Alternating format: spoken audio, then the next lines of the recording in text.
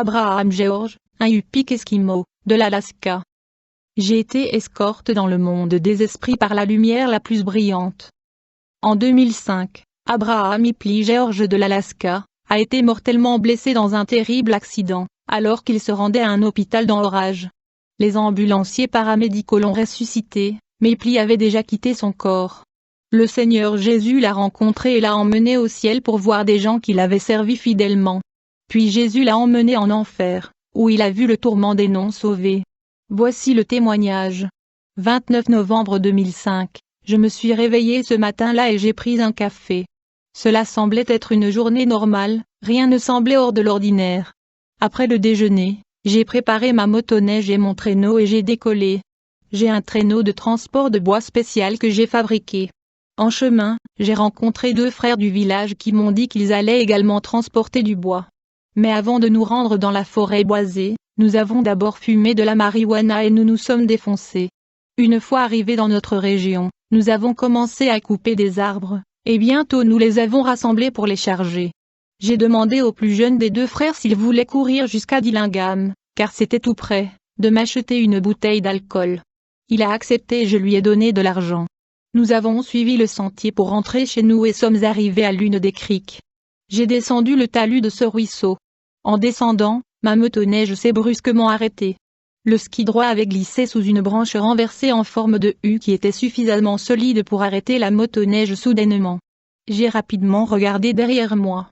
Je pouvais voir l'un des frères juste derrière moi frapper les freins de sa motoneige, essayant d'éviter de heurter mon traîneau plein de bûches, qui venait vers moi. Je me souviens avoir été heurté par le traîneau. J'ai essayé de sauter de ma motoneige, mais le traîneau, extrêmement lourd en rondins, m'a heurté le dos avec une telle force et violence qu'il m'a écrasé. J'étais coincé impuissant contre ma motoneige. Je ne pouvais pas bouger et j'ai commencé à ressentir de la douleur dans mon corps. Les frères ont sauté de leur motoneige et se sont précipités à mon secours presque immédiatement. Pour retirer le traîneau, ils ont dû décharger les bûches jusqu'à ce qu'ils soient en mesure de le soulever. Entre-temps, j'ai commencé à ressentir des évanouissements, à entrer et sortir de la conscience. Je commence également à vomir beaucoup de sang. Finalement, j'ai été amené à l'aéroport et je me suis rendu à l'hôpital de Dillingham.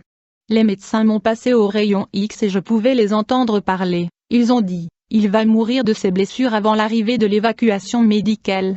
D'après leur radiographie, j'avais 3 côtes brisées. Mon bassin était cassé à 4 endroits. J'avais 4 vertèbres écrasées. Ma colonne vertébrale était pliée et coupée. Mon foie et ma rate ont été déchirés par une côte cassée et un poumon a été perforé par une côte cassée. Inutile de dire que je saignais intérieurement. À l'hôpital Kanakanak, un homme russe est venu et a prié pour moi. Il a dit, « Seigneur, si c'est ta volonté, prolonge sa vie. » La prochaine chose que je savais, j'étais sur l'évacuation médicale à Orage sur un Learjet. Il y avait 4 ambulanciers paramédicaux ou ambulanciers dans l'avion et ils me surveillaient. Ma tension artérielle a continué à chuter. Finalement, mon cœur s'est arrêté. J'ai eu un arrêt cardiaque et je me suis évanoui. J'avais l'impression de m'endormir. D'une manière ou d'une autre, je me suis levé et j'ai vu mon corps allongé sur la civière et les ambulanciers travaillant sur moi. J'avais une expérience hors du corps. Pourtant, je pouvais toujours voir, entendre, sentir, goûter et ressentir. J'avais tous mes sens même si je pouvais voir mon corps allongé sur la civière.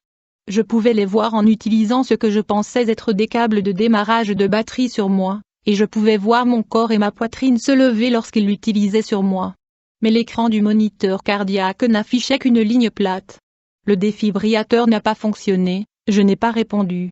Puis j'ai entendu un autre médecin dire, « Il faut noter l'heure de sa mort. » Après avoir écrit, un médecin a dit, « Essayons encore une fois. » Et ils ont de nouveau utilisé les câbles de batterie sur moi. Et mon corps a sauté une fois de plus. Cette fois, cela a semblé fonctionner, mon cœur a recommencé. La montée au ciel, mais alors, la lumière la plus brillante et la plus brillante, une figure d'homme, se tenait à côté de moi sur le côté droit. Il était rempli d'amour, de joie et de paix. Il parlait en yupik et il me parlait d'une manière douce qui me remplissait d'une douce sensation de picotement. Il m'a demandé si je voulais aller à l'endroit où vont les âmes sauvées. L'endroit où il m'a amené était rempli de la gloire de Dieu. J'ai vu des rues d'or sous mes pieds. Même le sol était plein de lumière et il n'y avait pas d'ombre. Quand il m'a élevé, J'ai cherché un soleil ou une lumière, mais il n'y avait pas de telle lumière. Je me suis demandé d'où venait la lumière. Lui, Jésus, a dit, « Je suis la lumière du monde ». J'ai vu beaucoup d'âmes sauvées de toutes nationalités différentes avec cette brillante lumière. Les âmes sauvées avaient des vêtements blancs, même les anges avaient des vêtements blancs. Et il n'y avait que des jeunes. Il n'y avait pas de personnes âgées. J'ai reconnu beaucoup d'âmes sauvées. J'ai vu des gens d'Akashak et de Manokotak. J'ai vu ceux de ma famille, ma upa, grand-mère, tante, oncle, les parents de ma femme et ceux que je n'avais jamais rencontrés auparavant. Je me suis demandé dans mes pensées, qui est-ce? Jésus connaissait chacune de mes pensées et m'a dit leur nom. J'ai réalisé qu'ils avaient l'air si jeunes avec une peau brillamment brillante et lisse, et ils étaient vêtus de robes blanches. Leur robe avait une forme avec le brouillard le plus brillant et le plus pur qui se déplaçait sur leur robe. J'ai vu ceux qui sont morts de vieillesse, mais ici ils étaient tout jeunes, environ 33 ans. J'ai même vu une femme morte de vieillesse, mais ici au ciel, c'était une jeune femme. J'ai vu une autre femme qui est morte en tant que vieille femme, mais ici au paradis, c'était aussi une jeune femme. J'ai demandé, comment se fait-il qu'ils soient si jeunes? Jésus a répondu, quand ils étaient jeunes, ils m'ont accepté. Je suis le chemin, la vérité et la vie. Les hommes et les femmes avaient les cheveux noirs et des ensembles complets de cheveux. Les femmes avaient de longs cheveux ondulés et un vent doux semblait souffler sur leurs cheveux. Certains avaient des ailes et certains ne portaient pas la robe blanche la plus brillante et la plus pure faite de brouillard. Ils ont dit au ciel, nous ne serions plus mariés, mais nous vivrions comme frères et sœurs. Jésus disait, regarde. Chaque fois que je regardais, mes yeux s'ouvraient. J'ai même vu beaucoup de petits enfants et des anges avec des ailes volées autour d'eux, mais certains n'en avaient pas. Le toucher des plumes des anges était doux et le plus brillant de la lumière à ma droite. Il m'a dit que ces bébés étaient ceux des fausses couches, des avortements et des morts-nés. Mais leurs parents, les mères sauvées, les reconnaîtront et les bébés reconnaîtront leurs parents et leurs mamans, m'a-t-on dit. Cet endroit est tellement merveilleux. Jésus a créé cet endroit pour les âmes sauvées. La descente en enfer, puis la lumière la plus brillante m'a demandé, voulez-vous voir où vivent les âmes non sauvées? Mais je n'avais aucune autorité ou contrôle sur mon esprit et mon âme, quoique le Seigneur ait dit, tout mon être a obéi à sa voix. Ensuite, Jésus et moi nous sommes détournés des âmes sauvées et nous sommes allés à un endroit différent. Mais nous n'avons pas marché, nous avons plutôt commencé à glisser vers le bas. Dès que nous avons commencé à descendre dans l'obscurité, j'ai commencé à sentir une odeur horrible et j'ai eu le souffle coupé. Cela semblait toxique. Nous sommes arrivés à une obscurité totale mais j'entendais des cris et des grincements de dents. Je pouvais entendre des millions et des millions de personnes avant même que nous n'atteignions le gouffre sans fond et les ténèbres extérieures. J'ai entendu d'innombrables personnes dans différentes langues étrangères, mais je pouvais aussi entendre des voix en yupik. Il y avait des gens qui grinçaient des dents, pleuraient et hurlaient de tourment. Il y avait aussi des chrétiens qui ont désobéi au Seigneur, et sont devenus comme le serviteur inutile, qui est jeté dans l'obscurité extérieure. Matthieu 22 verset 13. Alors le roi dit au serviteur, liez-lui les pieds et les mains, et jetez-le dans les ténèbres du dehors, où il y aura des pleurs et des grincements de dents, et les gens qui sont morts dans leurs péchés criaient, donnez-moi une autre chance. Il existe différents niveaux de l'enfer, et les pires des pécheurs sont tourmentés de la pire des manières. Ésaïe 66 vers 24, leurs vers ne mourront pas, et leur feu ne s'éteindra pas. Les 3 hommes hainent l'enfer. Le Seigneur m'a montré 3 hommes parlant yupik différents. La gloire du Seigneur m'a montré le premier homme parlant yupik. La gloire du Seigneur m'a montré l'âme perdue, les vers sortaient de ses yeux, de son nez, de sa bouche et de ses oreilles. L'homme a dit à Yupik, ce n'est pas un endroit pour moi, je suis fatigué d'avoir soif. Je souffre et je suis fatigué d'être tourmenté. Pourquoi suis-je ici? Donne-moi une autre chance. Il a dit cela 3 fois. Le Seigneur lui répondit après la 3e fois. Lorsque vous étiez sur terre, je vous ai donné de nombreuses chances. J'ai eu mes bras grands ouverts pour vous recevoir. Je t'ai appelé par nom, mais tu n'as pas écouté mes mots et ma voix. Vous avez choisi de profiter des plaisirs des péchés, de la drogue, de l'alcool et des plaisirs terrestres. Vous avez choisi de ne pas aller à l'église, de vous repentir et de vivre pour moi. Vous serez ici pendant longtemps jusqu'au jour du jugement. Alors vous serez jugés selon vos œuvres et jetés dans l'étang de feu, où les feux vous tourmenteront à jamais. Le Seigneur m'a alors montré un autre homme parlant yupik.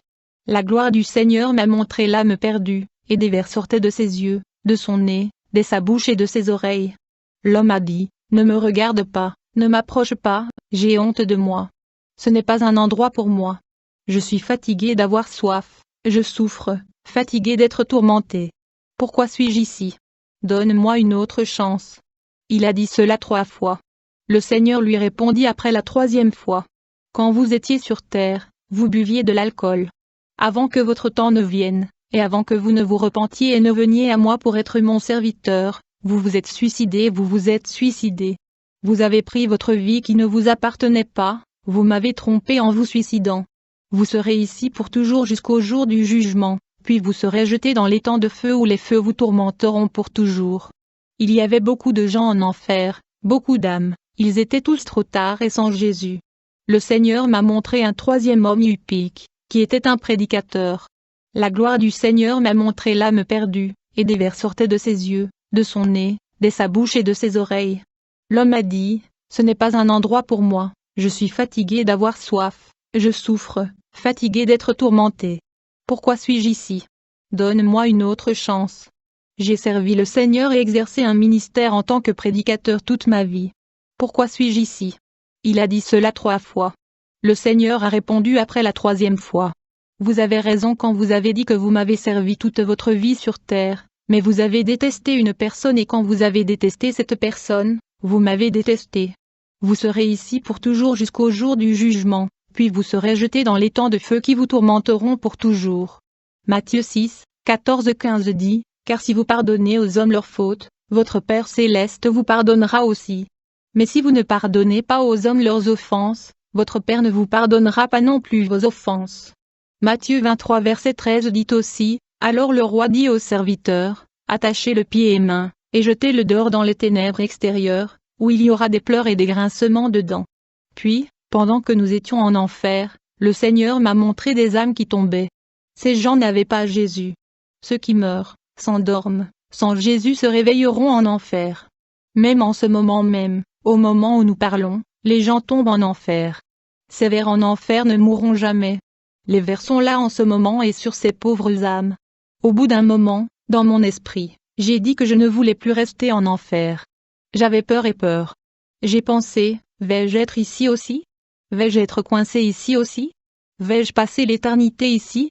Et la voix, la lumière la plus brillante m'a dit, comme s'il lisait dans mes pensées, je vais te ramener. Le retour au ciel et à la terre. Jésus m'a ramené à l'endroit où vont les âmes sauvées. Il m'a ramené au paradis, à l'endroit le plus brillant où j'ai de nouveau rencontré mes proches. Le Seigneur m'a mis à côté de mon Père, qui a dit, ce n'est pas votre temps, vous devez rentrer. Après avoir passé quelque temps au paradis, le Seigneur m'a dit qu'il me ramènerait. Et quand Jésus et moi descendions, il m'a dit, dis à mes enfants, je les aime. Dites-leur qu'il y a le paradis et l'enfer. Dites-leur que je suis le chemin, la vérité et la vie. Dites-leur que personne ne vient au Père que par moi. Dites à mes enfants que je viens bientôt. Il m'a dit cela 3 fois. Je ne voulais pas y retourner. Je voulais rester dans cet endroit confortable. Le Seigneur a dit, si vous ne le dites pas à mes enfants et à mon peuple, je vous jetterai dans les ténèbres extérieures, où il y aura des pleurs et des grincements de dents, et là vous souffrirez pour l'éternité et le feu ne s'éteindra pas.